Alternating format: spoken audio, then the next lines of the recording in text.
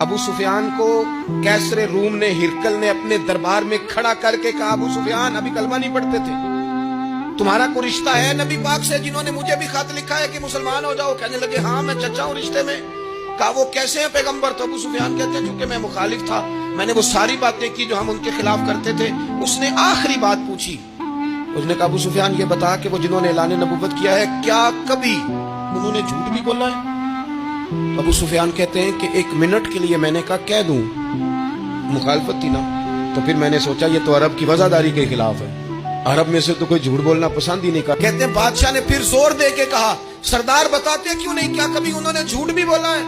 ابو سفیان کہتے ہیں میرے ہاتھ میں چھڑی تھی، میں نے زور سے زمین پہ ماری، میں نے کہا وہ میرے رشتے میں بھتیجے ہیں، میری سخت مخالفت ہے، میں ان کے خلاف میدانوں میں نکلتا ہوں، جنگیں لڑتا ہوں، کبھی وہ غالب آتے کبھی ہم آتے ہیں، لیکن میرے سامنے وہ پیدا ہوئے